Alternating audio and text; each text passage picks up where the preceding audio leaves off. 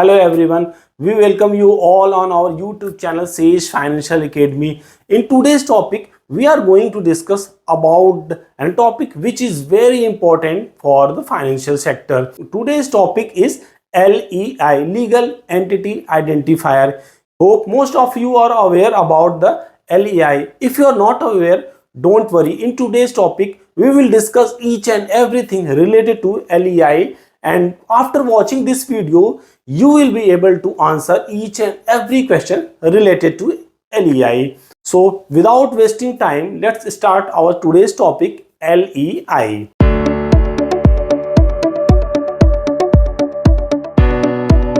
So here, before going to deep dive in theoretical knowledge, first of all, we will try to understand what is the purpose of LEI, why government has introduced, what was the purpose of government to introduce this LEI.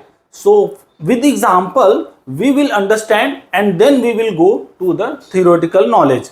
So LEI, if you know, Legal Entity Identifier, is basically a numerical number, registration number. Basically it's a registration number, okay, and after registration you will get a 20-digit registration number, that is called LEI, Legal Entity Identifier. Basically the purpose of introduction of this LEI to make every institution who is working or dealing in financial sector or doing financial transaction must provide the information that they are the legal entity. Means if you refer the word legal entity identifier, means any entity which has been identified as a legal is called LEI. Means once you will apply for LEI, the LEI, a Legal Entity Identifier India Limited, that is the organization which issues the LEI, will deep dive about your organization and they will scrutinize about your ownership, your business activity, and then they will provide you LEI. Once you will get the LEI, you will be identified as a legal entity. So after getting LEI, your credit worthiness will increase. Means in international market, entity will identify as a verified entity and they will easily start doing business with your entity. So here in India, any entity which is doing transaction of 50 crore and above must produce LEI. Means if you are doing transaction of 50 crore and above, you must have a LEI. So Reserve Bank of India has introduced and they have mandated every institution that any entity is doing transaction of 50 crore and above, they must produce LEI, and LEI is not mandatory for only one party, it is required to produce to both party. Means if you are doing transfer, okay, transfer of 50 crore, then what will you do? If you are a payer, if you are paying and another person is receiving, then both person must provide LEI. So you should also provide LEI of your entity and also you need to produce LEI of the receiver, of the beneficiary who is getting the funds.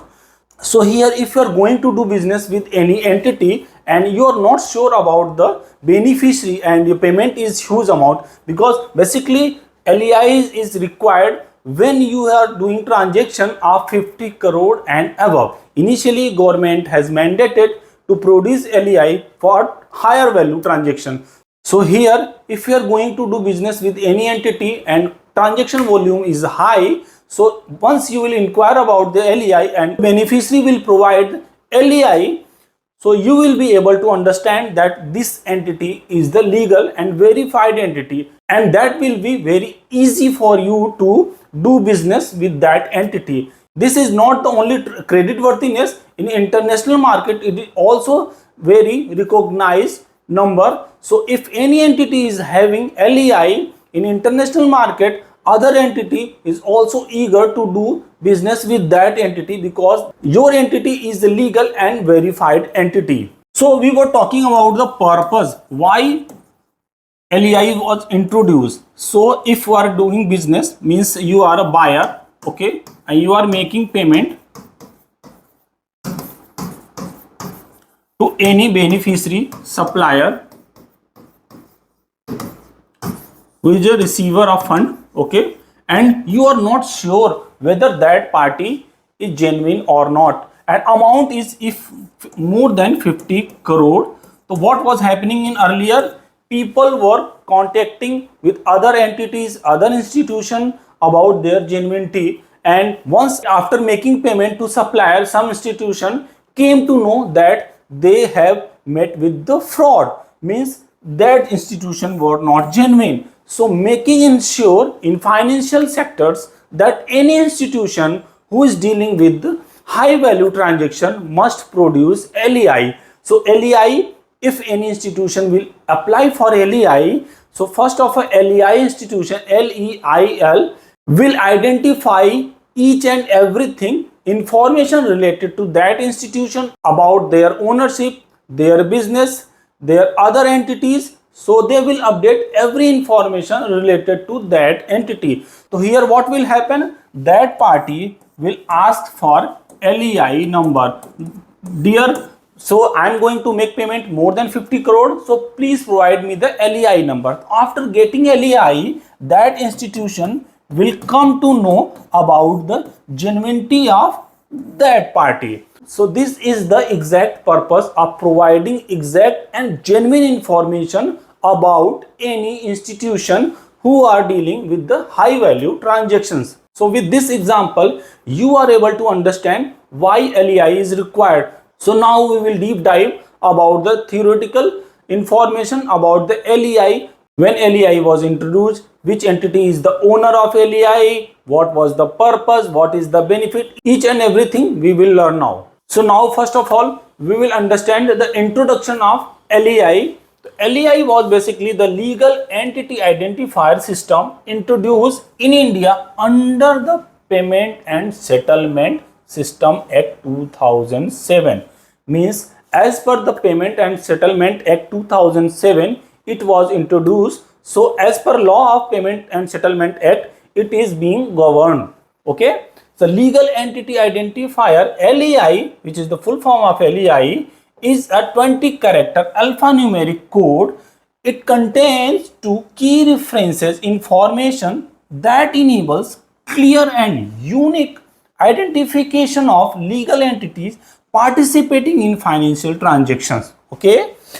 Each LEI contains information about an entity's ownership structure. So basically it is providing the critical information about the entity. So if any entity is registered with LEI and if you are getting any LEI number of that entity, you will be able to know about the critical information about that entity. So after getting information, you can decide whether that entity is genuine or not. So now we will understand which authority is governing to LEI. So basically authority in India which issues LEI.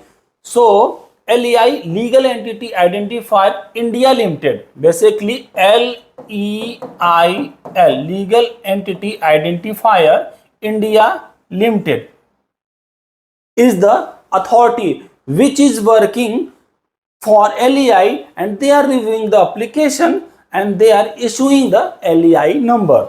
So here LEI is the recognized by the Reserve Bank of India as an issuer of legal entity identifier under the Payment and Settlement System Act. Means RBI has given the power to LEIL to issue the LEI number as per the Payment and Settlement Act 2007. So now we will understand that LEIL is the wholly owned subsidiary of the CCIL. CCIL means Clearing Corporation of India Limited. The CCIL was set up in April 2001 to provide clearing and settlement for transactions in government securities, foreign exchange and money market in the country. Means CCIL, Clearing Corporation of India Limited, is the very big institution that is dealing in every finance sector's settlement and payment. Means they have a rich experience in payment and settlement sector. So here RBI has given authority to CCIL, Clearing Corporation of India, to set an institution to issue LEI. So what happened? The CCIL, Clearing Corporation of India Limited, has set up an body, and that body is called Legal Entity Identifier India Limited. So basically LEIL is using the CCIL's every asset, every mechanism, because they have a rich mechanism, they have a vast experience, because they are dealing in government security markets, money markets, international foreign exchange. So they have a rich experience, they have a vast knowledge and vast mechanism system for handling the settlement and payment system. So here LEIL is using all the information and all the mechanism of CCIL and reviewing every information related to entity for issuing the LEI number. Here you will also understand that LEI is not the only domestic requirement. Basically LEI is recognized by the international body. So here LEIL is the local operation unit, LOU, for issuance and management of LEIs for Global Legal Entity Identifier Foundation. So here global institution for governing LEI is called GLEIF, Global Legal Entity Identifier Foundation. Basically this is the global institution, and Indian institution called LEIL is the local unit of GLEIF. So here LEIL is the local operating unit of GLEIF. So basically LEIL has been accredited by the Global Legal Entity Identifier Foundation as a local operating unit for issuance and management of LEIs. So here the Global Legal Entity Identifier Foundation is the global institution which manages worldwide LEI issuance and reporting. So here we will try to understand about the global authority which we have discussed that GLEIF, Global Legal Entity Identifier Foundation. So Global Legal Entity Identifier Foundation, GLEIF, was established by the Financial Stability Board in June 2014. The Global Legal Entity Identifier Foundation, GLEIF, is a task to support the implementation and issue of the legal entity identifier. So it is a non-profit organization headquartered in Basel, Switzerland. So it has headquartered in Basel, Switzerland, and it was established in 2014. So what was the purpose of establishing this organization? The purpose was to implement the LEI in worldwide. So here GLEIF plays the very vital role to govern and implement LEI worldwide. So with the example, you already understood that why LEI is required. So we will deep dive and know why LEI is required for any organization. So here LEIL will assign LEIs to any legal entity, including all intermediary. Intermediary means like intermediary institution like banks, mutual funds, partnership companies, trust, holdings, special purpose vehicles, asset management company, and all other institution being parties to financial transactions. Means here also any institution, not only the party, if they are a mediator in that transaction, they also need to provide LEI. Means if you are doing NEFT or RTGS, okay, and to making payment to your party, and you are a payer and another party is a receiver, and here bank is executing transaction. So all the party LEI is required for the payer, LEI is required for the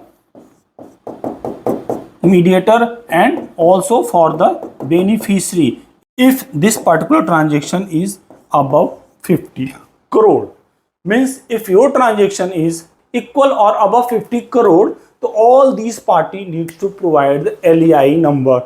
It is required not only for both the parties, it is also required for the mediating party who is executing that transaction like a bank, mutual fund or any institution to produce LEI. So basically LEI is the 20-digit numerics and alphabetic code. So it is a 20-digit registration code which contains numerics and alphabetic code.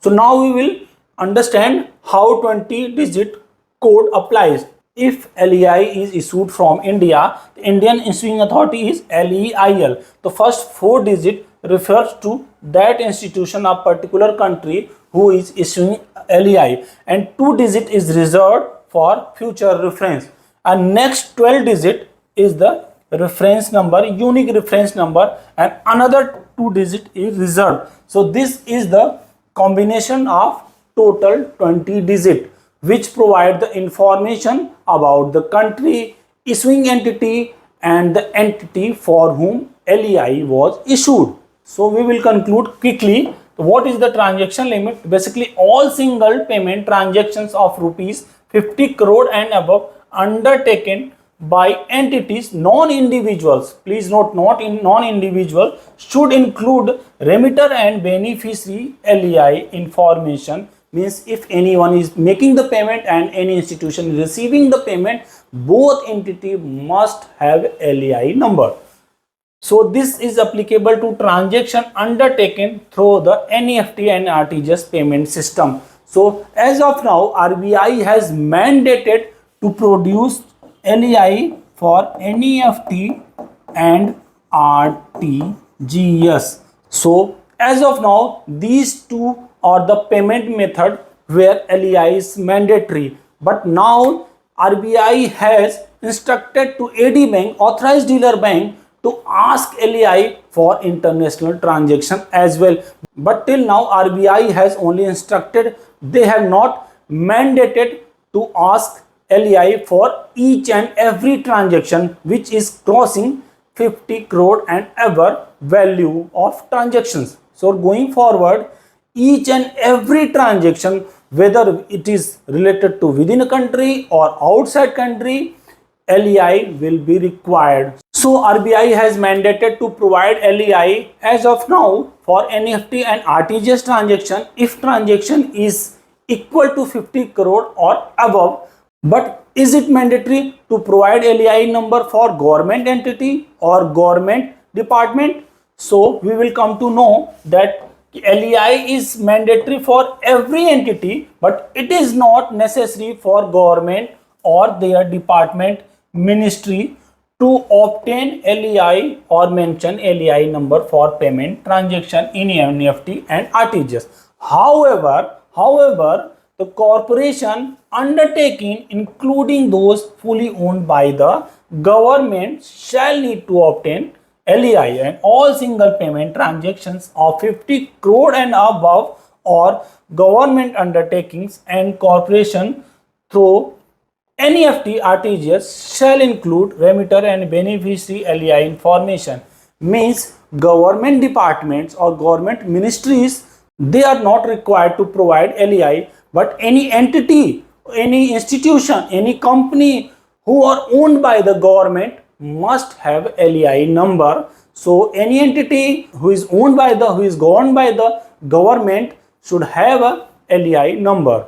So here we will also quickly cover for individual customers, so whether they need to provide LEI number or not. So LEI is basically required for institution only. So any individual or any person who is doing transaction of 50 crore and above does not require to produce LEI number. So here no LEI is not required for customer transaction where both remitter and beneficiary or individual. Means both party, if both are individual, means if you are doing if you are making payments of 50 crore and you are an individual and other beneficiary is also individual, so both party don't need to provide LEI. But if any other party, means if you are an individual and other beneficiary is institution, then other institution needs to provide LEI number.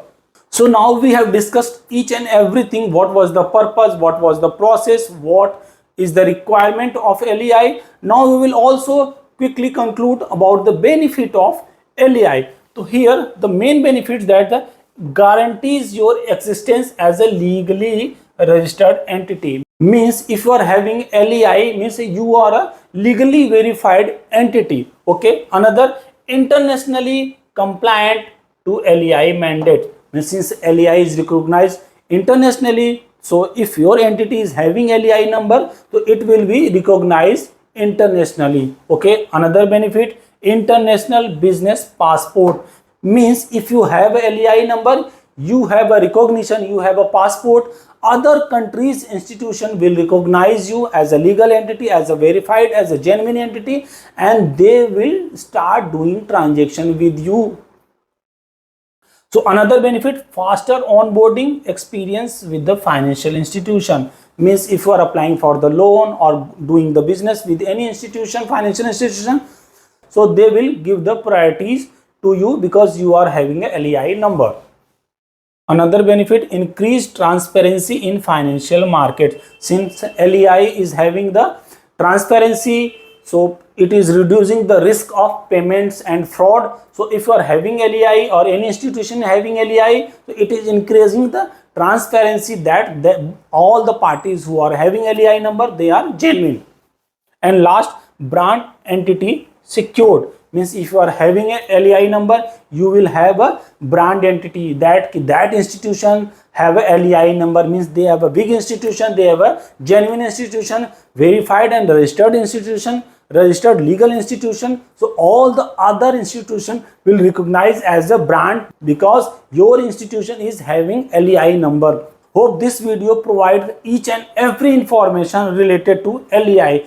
If you feel that after watching this video you have got enough information about LEI, so please like video and subscribe this channel, and do not forget to share with your colleagues and friends, and also comment to make us feel motivated. Thank you everyone.